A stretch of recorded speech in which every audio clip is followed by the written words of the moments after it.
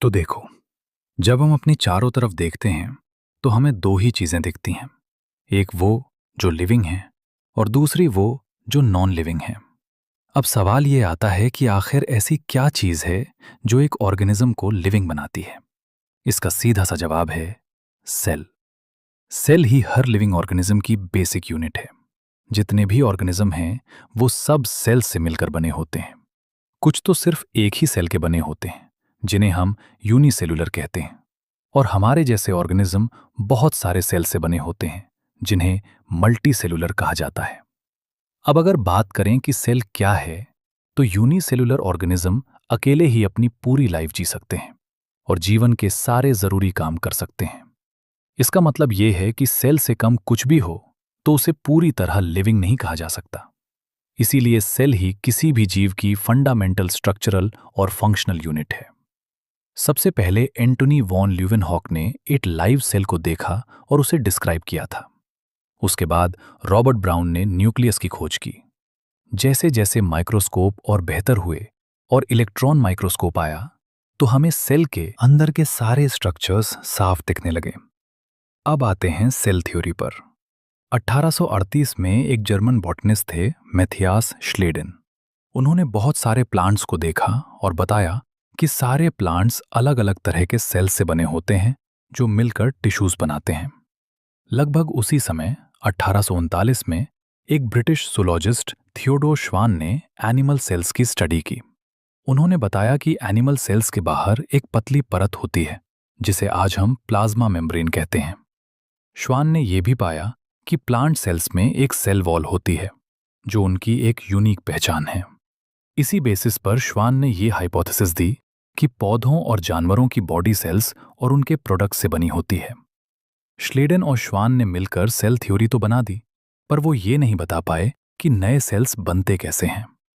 फिर 1855 में Rudolf Virchow आए, जिन्होंने पहली बार समझाया कि सेल्स डिवाइड होते हैं और नए सेल्स पहले से मौजूद सेल्स प्री एग्जिस्टिंग सेल्स से ही बनते हैं, जिसे उन्होंने ओमनिस सेलुला ए सेलुला कहा।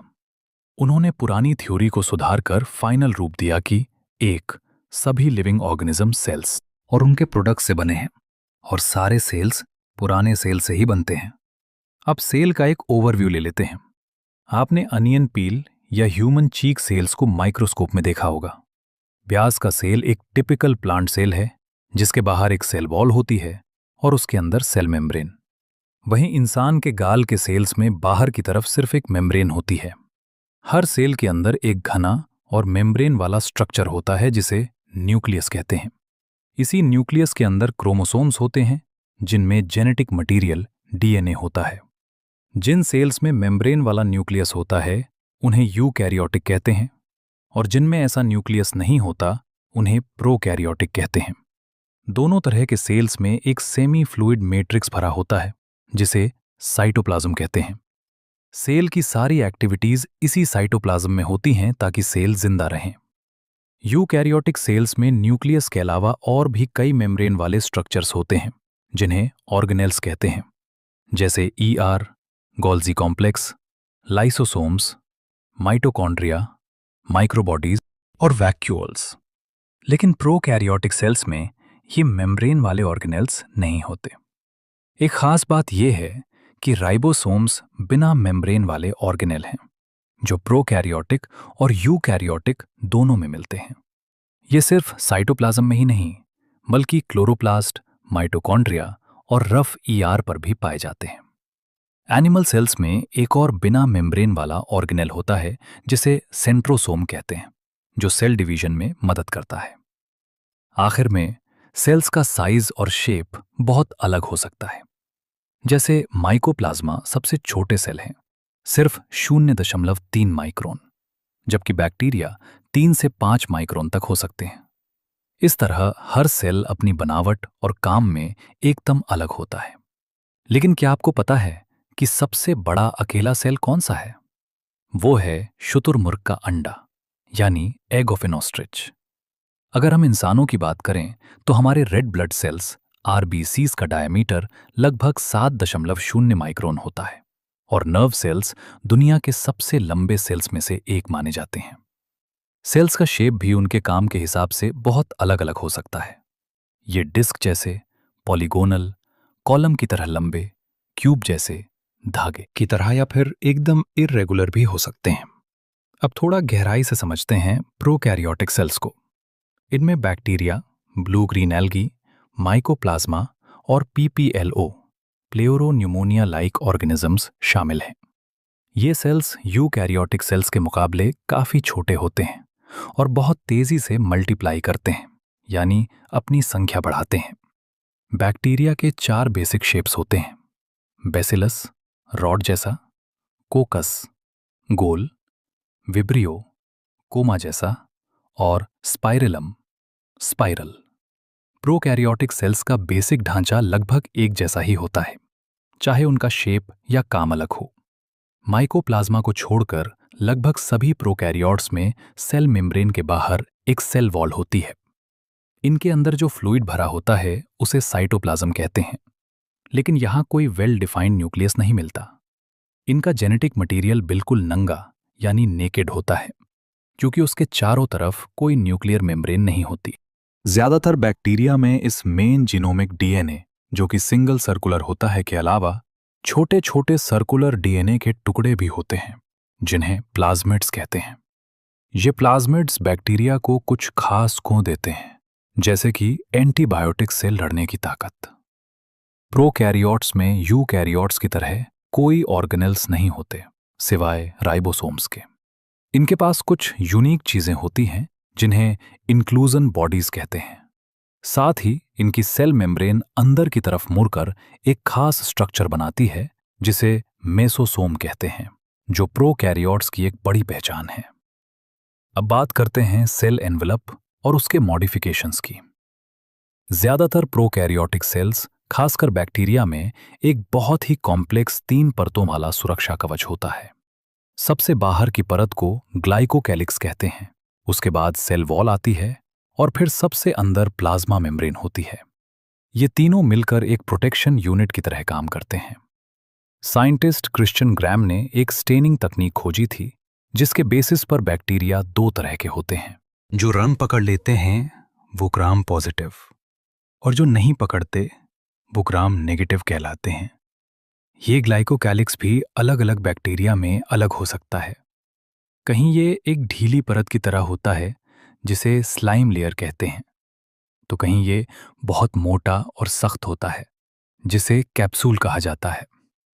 इसके नीचे वाली सेल वॉल का काम सेल को एक मजबूत शेप देना है, ताकि बैक्टीरिया फटे या पिचके नहीं।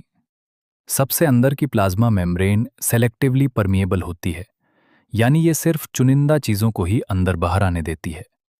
जैसा कि मैंने पहले बताया, यही मेम्ब्रेन अंदर की तरफ बढ़कर वेसिकल्स, ट्यूब्यूल्स या लैमेली के रूप में मेसोसोम बनाती है।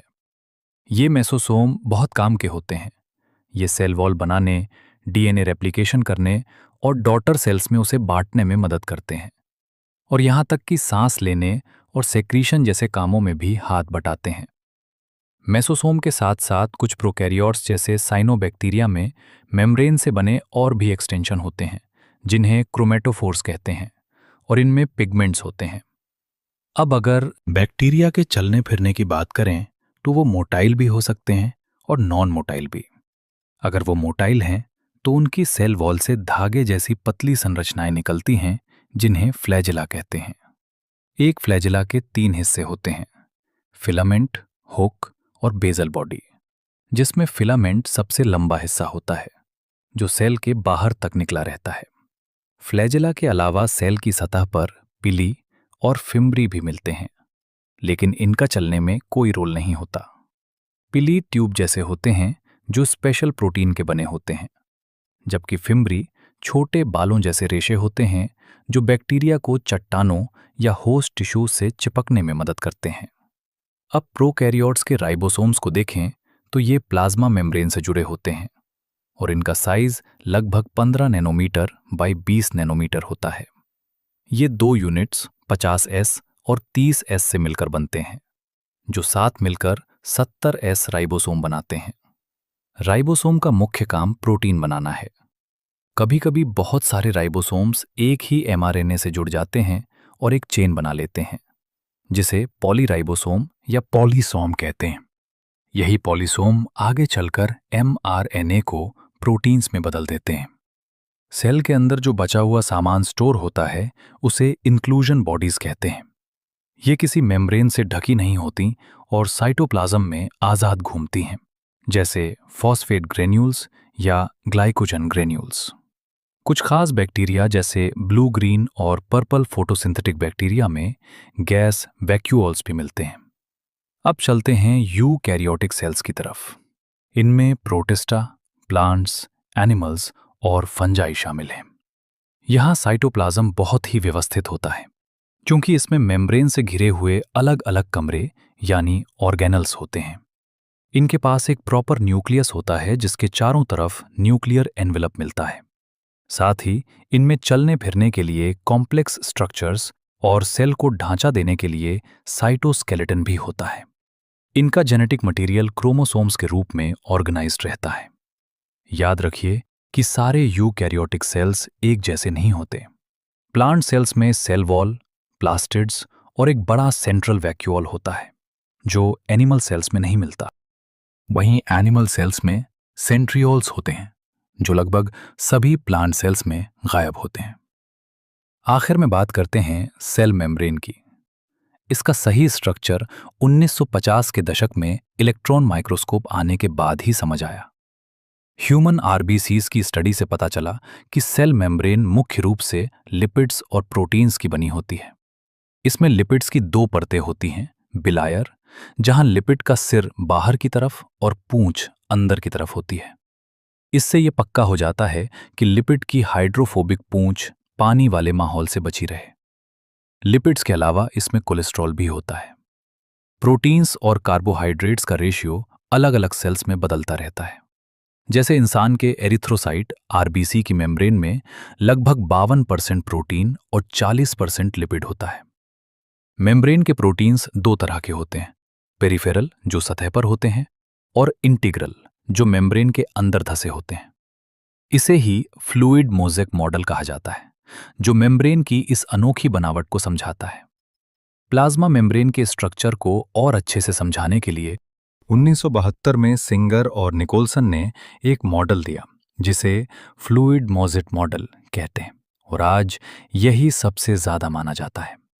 इस मॉडल के मुताबिक जो लिपिड की लेयर होती है वो क्वासी फ्लूइड नेचर की होती है, यानी वो एकदम ठोस नहीं बल्कि थोड़ी तरल जैसी होती है। इसी वजह से प्रोटीन्स इस लिपिड की लेयर में इधर उधर मूव कर पाते हैं, और प्रोटीन की इसी हलचल को मेम्ब्रेन की फ्लूइडिटी कहते हैं। मेम्ब्रेन का ये लचीलापन सेल ग्रोथ, इंटरसेल्यूलर जंक्शंस बनाने, सिक्रीशन करने, एंडोसाइटोसिस और सेल डिवीजन जैसे कामों के लिए बहुत ज़रूरी है। प्लाज्मा मेम्ब्रेन का सबसे इंपॉर्टेंट काम है मॉलिक्यूल्स का ट्रांसपोर्ट करना। ये मेम्ब्रेन सिलेक्टिवली परमिएबल होती है, जिसका मतलब है कि ये सिर्फ कुछ ही मॉलिक्यूल्स को अपने पार जाने देती है। बहुत सारे मॉलिक्यूल्स बिना किसी एनर्जी के मेम्ब्रेन के पार चले जाते हैं, जिसे पैसिव ट्रांसपोर्ट कहते हैं। जैसे कि न्यूट्रल सॉल्यूट्स सिंपल डिफ्यूजन के जरिए ज्यादा कॉन्सेंट्रेशन से कम कॉन्सेंट्रेशन की तरफ चले जाते हैं। पानी भी इसी तरह अपनी ज्यादा मात्रा से कम मात्रा की तरफ मूव करता है, जिसे हम ऑस्मोसिस कहते हैं। लेकिन जो पोलर मॉलिक्यूल्स होते हैं वो लिपिड की नॉन पोलर लेयर से सीधे पार नहीं जा सकते, इसलिए उन्हें पार कराने के लिए मेम्ब्रेन में मौजूद कैरियर प्रोटीन्स की मदद लेनी पड़ती है। कभी कभी आयंस को कम कॉन्सेंट्रेशन से ज्यादा कॉन्सेंट्रेशन की तरफ, यानी अगेंस्ट द कॉन्सेंट्रेशन ग्रेडियंट भेजा जाता है। इस काम में एनर्जी खर्च होती है और इसे एक्टिव ट्रांसपोर्ट कहते हैं, जैसे कि Na+ के प्लस पंप। अब बात करते हैं सेल वॉल की। फंजाई और पौधों की प्लाज्मा मेम्ब्रेन के बाहर एक नॉन लिविंग और सख्त परत होती है, जिसे सेल वॉल कहते हैं। सेल वॉल न केवल सेल को एक मजबूत शेप देती है, बल्कि उसे मैकेनिकल डैमेज और इन्फेक्शन से भी बचाती है। ये सेल्स के बीच आपस में बातचीत करने में मदद करती है और फालतू के बड़े मॉलिक्यूल्स को अंदर आने से रोकती है। अलग अलग जीवों में ये अलग चीजों की बनी होती है, जैसे एल्गी की cell wall cellulose, galactans, mannans और कैल्शियम कार्बोनेट जैसे मिनरल से बनी होती है। जबकि दूसरे पौधों में ये सेलुलोज, हेमीसेलुलोज, पेक्टिन और प्रोटीन्स की बनी होती है। एक जवान प्लांट सेल की जो सबसे पहली दीवार बनती है उसे प्राइमरी वॉल कहते हैं, जिसमें ग्रोथ करने की काबिलियत होती है। जैसे जैसे सेल मैच्योर होता है, ये दीवार पतली होने लगती है और सेल के अंदर की तरफ सेकेंडरी वॉल बनने लगती है। दो पड़ोसी सेल्स की दीवारों के बीच एक परत होती है जिसे मिडल लैमिला कहते हैं। रूप से कैल्शियम पेक्टेट की बनी होती है जो पड़ोसी सेल्स को आपस में चिपका कर रखती है। सेल वॉल और मिडिल लैमिला के बीच में छोटे छोटे रास्ते होते हैं जिन्हें प्लाज्मोडेस्मेटा कहते हैं, जो एक सेल के साइटोप्लाज्म को दूसरे सेल से जोड़ते हैं। इसके बाद आता है एंडोमेम्ब्रेन सिस्टम। वैसे तो सेल के अंदर हर मेम्ब्रेन वाला ऑर्गेनल अपने आप में अलग होता है और अपना अलग काम करता है, लेकिन कुछ ऑर्गेनल्स को हम एक साथ एंडोमेम्ब्रेन सिस्टम का हिस्सा मानते हैं क्योंकि उनके काम एक दूसरे से जुड़े होते हैं। इस सिस्टम में endoplasmic reticulum, ER, Golgi complex, lysosomes और वैक्यूओल्स शामिल हैं। चूंकि माइटोकॉन्ड्रिया, क्लोरोप्लास्ट और पेरोक्सीसोम्स के काम इनसे मेल नहीं खाते, इसलिए उन्हें इस सिस्टम का हिस्सा नहीं माना जाता। अब एंडोप्लाज्मिक रेटिकुलम यानी ईआर को थोड़ा डिटेल में समझते हैं। इलेक्ट्रॉन माइक्रोस्कोप से देखने पर पता चलता है कि साइटोप्लाज्म में छोटी छोटी ट्यूब जैसी स्ट्रक्चर्स का एक नेटवर्क फैला होता है जिसे ईआर कहते हैं। ये सेल के अंदर की जगह को दो हिस्सों में बांट देता है। एक वो जो ईआर के अंदर है, ल्यूमिनल, और दूसरा वो जो ईआर के बाहर साइटोप्लाज्म वाला हिस्सा है, एक्स्ट्राल्यूमिनल। अक्सर ईआर की सतह पर छोटे छोटे दाने जैसे राइबोसोम्स चिपके होते हैं। जिस ईआर पर राइबोसोम्स होते हैं उसे रफ एंडोप्लाज्मिक रेटिकुलम, आरईआर कहते हैं, और जहां ये नहीं होते उसे स्मूथ एंडोप्लाज्मिक रेटिकुलम, एसईआर कहा जाता है। आरईआर उन सेल्स में ज्यादा मिलता है जो प्रोटीन बनाने और उसे सिक्रीट करने का काम करते हैं। ये न्यूक्लियस की बाहरी मेम्ब्रेन से ही जुड़े होते हैं। दूसरी तरफ एसईआर का मुख्य काम लिपिड बनाना है और एनिमल सेल्स में स्टेरॉयडल हार्मोन्स भी इसी एसईआर में बनते हैं। फिर बारी आती है गोल्जी apparatus की। इसे सबसे पहले 1898 में कैमिलो गोल्जी ने न्यूक्लियस के पास एक गहरे रंग की जाली जैसी स्ट्रक्चर के रूप में देखा था। ये चपटी डिस्क की तरह दिखने वाली थैलियों से बना होता है जिन्हें सिस्टर्नी कहते हैं। इनका साइज 0.5 माइक्रोन से 1.0 माइक्रोन तक होता है और ये एक दूसरे के ऊपर समानांतर यानी पैरेलल रखी होती हैं। गोल्जी कॉम्प्लेक्स में सिस्टर्नी की संख्या अलग अलग हो सकती है। ये न्यूक्लियस के पास एक खास तरीके से सजे होते हैं जहां इनका कॉन्वेक्स सिस या फॉर्मिंग फेस न्यूक्लियस की तरफ होता है और कॉनकेव ट्रांस या मैच्योरिंग फेस बाहर की तरफ।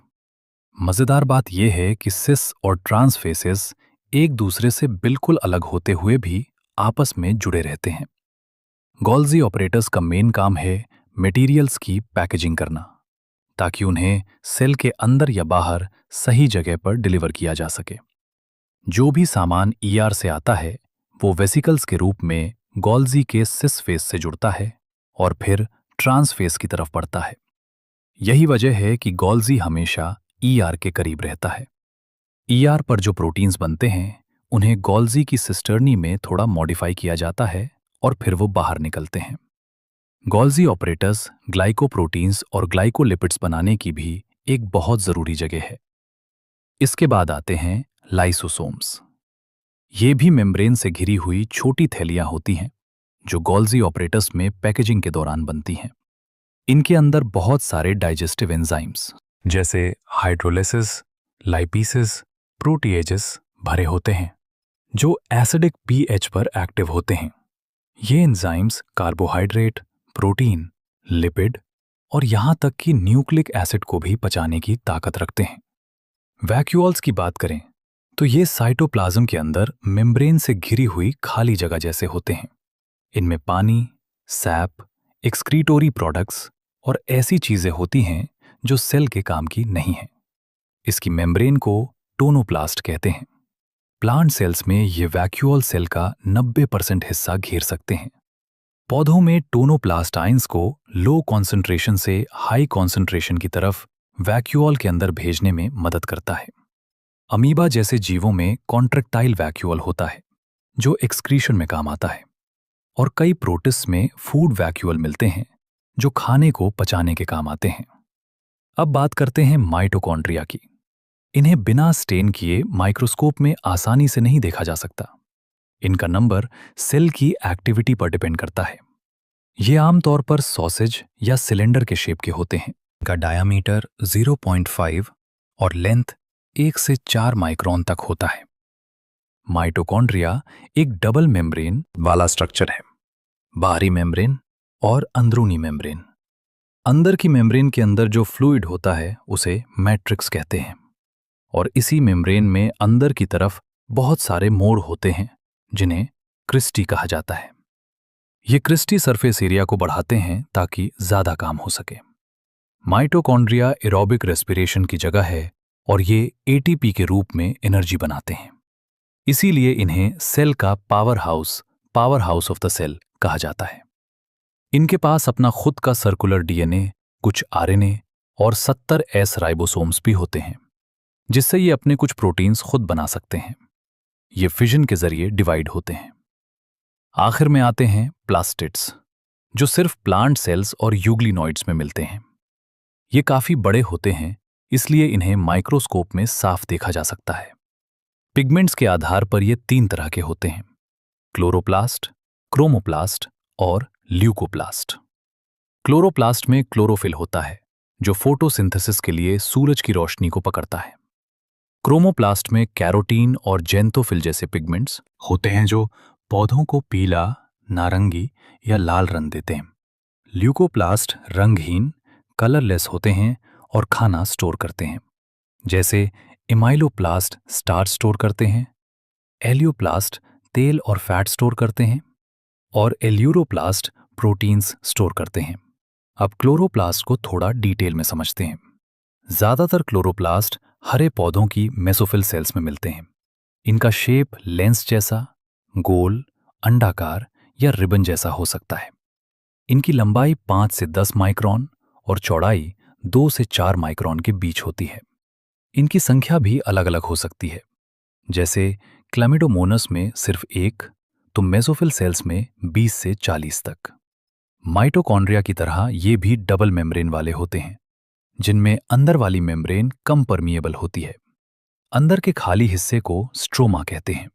स्ट्रोमा में चपटी थैलियों जैसे स्ट्रक्चर्स होते हैं जिन्हें थाइलाकॉइड्स कहते हैं। ये थाइलाकॉइड्स सिक्कों के ढेर की तरह सजे होते हैं जिन्हें ग्राना कहा जाता है। अलग अलग ग्राना को जोड़ने वाली नलिकाओं को स्ट्रोमा लैमेली कहते हैं। थाइलाकॉइड्स के अंदर की खाली जगह को ल्यूमेन कहते हैं। स्ट्रोमा में वो सारे एंजाइम्स होते हैं जो कार्बोहाइड्रेट और प्रोटीन बनाने के लिए जरूरी हैं। यहां अपना छोटा डबल स्ट्रैंडेड सर्कुलर डीएनए और राइबोसोम्स भी होते हैं। याद रखिए, क्लोरोप्लास्ट के राइबोसोम्स 70 एस, साइटोप्लाज्म के राइबोसोम्स 80 एस से छोटे होते हैं। अगला ऑर्गेनेल है राइबोसोम्स। इन्हें जॉर्ज पेलेड ने 1953 में इलेक्ट्रॉन माइक्रोस्कोप से दानेदार स्ट्रक्चर्स के रूप में देखा था। ये आरएनए और प्रोटीन्स के बने होते हैं और इनके चारों तरफ कोई मेम्ब्रेन नहीं होती। यूकैरियोटिक राइबोसोम्स 80 एस होते हैं, जबकि प्रोकैरियोटिक 70 एस। यहां एस का मतलब स्वेडबर्ग यूनिट है, जो इनके साइज और डेंसिटी को मापता है। हर राइबोसोम 2 सब यूनिट से बना होता है। 80 एस में 60 एस और 40 एस होता है, जबकि 70 एस में 50 एस और 30 एस होता है। इसके बाद आता है साइटोस्केलेटन। साइटोप्लाज्म में मौजूद प्रोटीन से बने धागे जैसे स्ट्रक्चर्स के जाल को साइटोस्केलेटन कहते हैं। इसमें माइक्रोट्यूब्यूल्स, माइक्रोफिलामेंट्स और इंटरमीडिएट फिलामेंट्स शामिल हैं। इनका काम सेल को मजबूती देना, उसे हिलने डुलने में मदद करना और सेल के शेप को बनाए रखना है। अब बात करते हैं सीलिया और फ्लैजेला की। ये सेल मेम्ब्रेन से निकलने वाले बालों जैसे स्ट्रक्चर्स हैं। सीलिया छोटे होते हैं और ऑर्स की तरह काम करते हैं, जिससे सेल या उसके आसपास का फ्लूइड मूव करता है। फ्लैजेला लंबे होते हैं और सेल की मूवमेंट के लिए जिम्मेदार होते हैं। अगर इनका इंटरनल स्ट्रक्चर देखें तो इनके बीच के हिस्से को एक्सोनिम कहते हैं, जिसमें माइक्रोट्यूब्यूल्स का 9+2 अरेंजमेंट होता है, यानी 9 जोड़े किनारे पर होते हैं और 2 अकेले माइक्रोट्यूब्यूल्स सेंटर में। ये आपस में ब्रिज और रेडियल स्पोक से जुड़े होते हैं। ये सीलिया और फ्लैजेला सेंट्रियोल जैसे दिखने वाले बेसल बॉडी से निकलते हैं। आखिर में आते हैं सेंट्रोसोम और सेंट्रियोल्स। सेंट्रोसोम में 2 साइलिंड्रिकल स्ट्रक्चर्स होते हैं जिन्हें सेंट्रियोल्स कहते हैं। ये एक दूसरे के परपेंडिकुलर 90 डिग्री पर रखे होते हैं। इनका स्ट्रक्चर बैलगाड़ी के पहिए कार्टव्हील जैसा होता है। इनमें किनारे पर माइक्रोट्यूब्यूल्स के 9 ट्रिपलेट्स होते हैं और सेंटर में प्रोटीन का बना एक हब होता है। ये सेंट्रियोल्स सेल डिवीजन के दौरान स्पिंडल फाइबर बनाते हैं और सीलिया फ्लैजेला की बेसल बॉडी भी तैयार करते हैं। न्यूक्लियस की खोज सबसे पहले रॉबर्ट ब्राउन ने 1831 में की थी। बाद में फ्लेमिंग ने इसे बेसिक डाइस से स्टेन किया और इसके अंदर मिलने वाले मटेरियल को क्रोमेटिन नाम दिया। जब सेल डिवाइड नहीं हो रहा होता इंटरफेज, तब न्यूक्लियस के अंदर धागे जैसा एक जाल फैला होता है जिसे न्यूक्लियोप्रोटीन फाइबर्स या क्रोमेटिन कहते हैं। इसके अलावा इसमें न्यूक्लियर मैट्रिक्स और एक या ज्यादा गोल संरचनाएं होती हैं जिन्हें न्यूक्लियोली कहते हैं। न्यूक्लियस के चारों तरफ 2 मेम्ब्रेन का एक कवर होता है जिसे न्यूक्लियर एनवेलप कहते हैं। इन दोनों मेम्ब्रेन के बीच की खाली जगह को पेरीन्यूक्लियर स्पेस कहा जाता है। बाहरी मेम्ब्रेन अक्सर एंडोप्लाज्मिक रेटिकुलम से जुड़ी होती है और उस पर राइबोसोम्स भी मिलते हैं।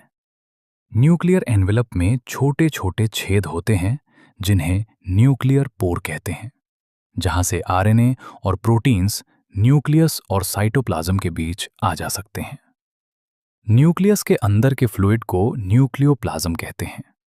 न्यूक्लियोलस वो जगह है जहां राइबोसोमल आरएनए आरआरएनए बनता है और ये उन सेल्स में बड़े और ज्यादा होते हैं जो प्रोटीन बनाने का काम ज्यादा करते हैं। सेल डिवीजन के समय क्रोमेटिन धागे आपस में सिमटकर क्रोमोसोम्स बना लेते हैं। क्रोमेटिन में डीएनए, कुछ basic proteins, histones, non histone proteins और आरएनए होता है। इंसान के एक सिंगल सेल में लगभग 2 मीटर लंबा डीएनए का धागा होता है जो 46 क्रोमोसोम्स 23 जोड़े में बटा रहता है। हर क्रोमोसोम में एक मुख्य खिंचाव या दबा हुआ हिस्सा होता है जिसे सेंट्रोमियर कहते हैं। इसके किनारे पर डिस्क के आकार की संरचनाएं होती हैं जिन्हें काइनेटोकोर्स कहते हैं।